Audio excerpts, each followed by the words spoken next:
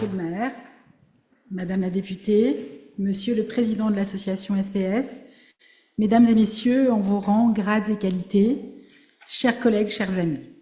C'est avec une immense fierté et un profond honneur que je souhaite la bienvenue à ce colloque national, un événement fédérateur organisé par l'association SPS avec le soutien de l'Agence régionale de santé Grand Est et sous le haut patronage du ministère chargé de la santé et de la prévention.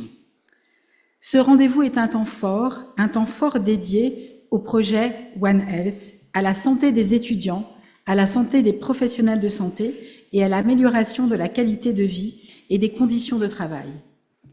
Je saisis tout d'abord l'occasion de cette ouverture pour saluer le travail remarquable de l'association SPS, dont l'ARS Grand Est, et cela a été rappelé par la vice-présidente, est partenaire de longue date, dans un souci commun et unique de prendre soin de ceux qui nous soignent, de prendre soin de ceux qui prennent soin de nous. Pour reprendre l'intitulé de la journée régionale que nous avions organisée ensemble à Nancy il y a un petit peu plus d'un an. Vous avez fortement contribué à faire prendre conscience d'une réalité à laquelle je suis extrêmement attachée avec mes équipes. Il existe un continuum entre la qualité de la prise en charge des patients et la qualité de vie au travail des professionnels de santé, et cela est indiscutable. Et merci pour cette mise en lumière et votre travail au quotidien, sans cesse, pour le rappeler et trouver des solutions et des propositions à mettre en œuvre. Les journées d'échange que vous organisez, comme celles que j'ai le plaisir d'ouvrir aujourd'hui, sont des moments indispensables pour partager les expériences, pour partager aussi les bonnes pratiques en la matière et en particulier travailler ensemble, collectivement, à l'adaptation de nos organisations pour apporter des réponses concrètes à la fois aux professionnels de santé, mais aussi aux patients. Pour ces journées nationales, vous avez fait un choix encore plus ambitieux, mais cela ne m'étonne pas beaucoup, de prendre un petit peu plus de recul et d'élargir la perspective en proposant de réfléchir tous ensemble sur le concept de santé globale, le concept One Health. La tâche n'est pas si simple, mais vous êtes fidèles en lançant cette réflexion à votre philosophie. L'exercice des fonctions de soins n'est pas imperméable aux autres enjeux de société. Les femmes et les hommes qui nous soignent sont aussi des citoyens qui vivent dans un environnement changeant, c'est peu de le dire, qui doivent s'adapter à de nouveaux enjeux. Être bien dans son activité professionnelle, c'est être bien dans sa vie et dans son environnement. Je sais qu'il s'agit d'un équilibre auquel les plus jeunes sont particulièrement attentifs et je remercie à cet égard la contribution des étudiants à ce colloque. À cet égard, le concept One Health, formulé pour la première fois par l'OMS, par l'OIE et la FAO en 2004, résonne aujourd'hui comme une nécessité tout simplement impérieuse dans notre monde qui est en constante mutation. Il met en lumière l'interdépendance étroite entre la santé humaine, la santé animale et la santé environnementale. Ces dimensions, longtemps considérées séparément, doivent désormais être intégrées dans une vision globale pour faire face aux défis sanitaires et environnementaux auxquels nous sommes tous confrontés. Face à ces enjeux, le système de santé doit passer d'une approche univoque à une vision intégrée et holistique. L'adoption du concept One Health ouvre la voie à une collaboration interdisciplinaire inédite, une source d'innovation, de développement durable et d'amélioration continue de nos pratiques. Quels sont les leviers pour décloisonner la santé humaine, la santé animale ou environnementale? Comment nos organisations peuvent et doivent s'approprier le concept One Health? Quels sont les leviers d'action? Comment changer durablement les pratiques individuelles et collectives? Pourquoi s'engager et pourquoi agir? Ces défis nécessitent de mettre en perspective ce concept One Health au regard de l'éducation à l'environnement et de la santé publique. La formation des décideurs, la formation des acteurs est une étape qui est indispensable pour mieux acculturer notre système de santé à ce concept. Les déterminants de santé sur lesquels il est possible d'agir sont connus et ils relèvent de facteurs individuels, de facteurs sociaux et relationnels, de facteurs socio-économiques, mais aussi de facteurs environnementaux.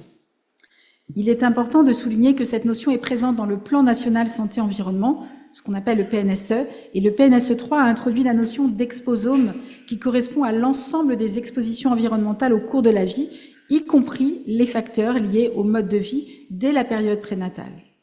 Le 4e opus du PNSE va encore plus loin en intégrant pleinement cette notion One Health avec un plan qui ambitionne notamment d'accélérer la prise en compte de ce concept, avec des propositions de formation pour garantir une appropriation concrète par l'ensemble des professionnels et des décideurs, de structurer et de renforcer la recherche. C'est évidemment indispensable d'avoir des éléments probants, des éléments objectivés sur l'exposome, sur les pathogènes émergents et les zoonoses, établir une feuille de route sur une seule santé avec ces préventions des zoonoses animales et humaines. Quelques exemples à l'échelle du Grand Est, l'ARS en effet et ses partenaires ont fait le choix de prendre en compte ce lien indissociable entre environnement et santé humaine, au travers en particulier de 2 de nos 4 grandes priorités de notre nouveau projet régional de santé. D'une part, minimiser, réduire l'impact du changement climatique sur la santé des populations par des mesures d'atténuation en agissant sur notre système de santé, notamment par sa décarbonation, et des mesures d'adaptation aux conséquences présentes et à venir du changement, et d'autre part, renforcer la prévention et la promotion de la santé au plus près de nos plus jeunes publics de 0 à 16 ans, ce qui passe par une réflexion sur la santé globale des plus jeunes. Ce colloque aujourd'hui est l'occasion de travailler ensemble sur les conséquences de la prise en compte de la santé globale, sur l'approche que nous pouvons avoir de la santé des professionnels de santé. Le plus dur commence, transformer les concepts en action. Mais je sais que nos structures de santé regorgent d'initiatives qui permettent de donner un contenu concret au concept de santé globale. Ainsi, par exemple, des solutions de mobilité douce qui sont mises en œuvre localement, qui répondent à la fois aux impératifs de réduction des gaz à effet de serre, de promotion de l'exercice physique, de réduction du stress parfois et de meilleur vivre ensemble.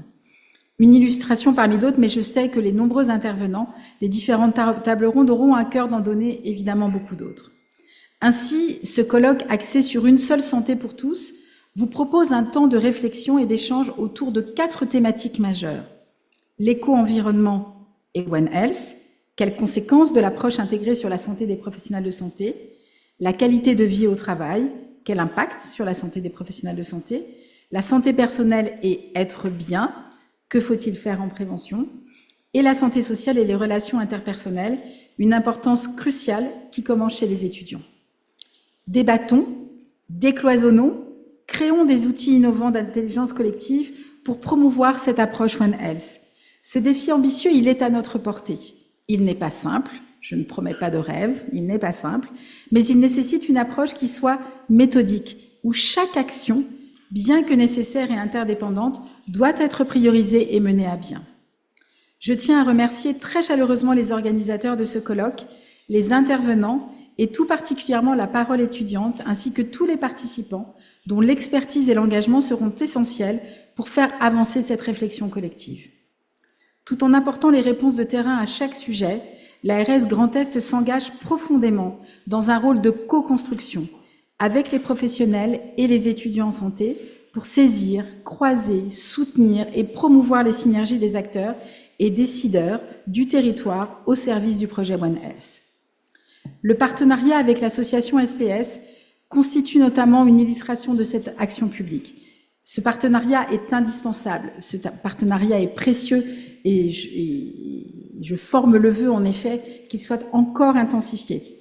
Je suis arrivée, comme vous le savez, il y a pas encore 100 jours, pas tout à fait, et c'est évidemment un grand honneur pour moi d'ouvrir ce colloque et d'être dans cette dynamique à la fois d'anticipation, d'innovation et de travailler ensemble. J'ai deux ou trois mantras, certains de mes collaborateurs sont présents, ils les ont déjà entendus, bien que moins de 100 jours, un certain nombre de fois. C'est l'ouverture, il y en a 3, l'ouverture, la transparence et ensemble. Et c'est ensemble que nous allons réussir en effet à relever ces défis au plus près des professionnels, des étudiants, avec l'ensemble des acteurs, à la fois de l'État, des collectivités territoriales, et nous sommes résolument plus forts ensemble. Nous avons eu la cérémonie d'ouverture hier, en effet, des Paralympiques. On le voit, c'est extraordinaire ce que nous sommes en capacité de pouvoir relever tous ensemble. Et donc, j'en suis convaincue, et on le sait toutes et tous, la santé humaine, animale et environnementale sont intimement liées. Protéger l'une, c'est les protéger toutes, ensemble pour une santé globale. Je vous souhaite à toutes et tous une excellente journée d'échange et je déclare officiellement ouvert ce colloque. Merci à toutes et tous.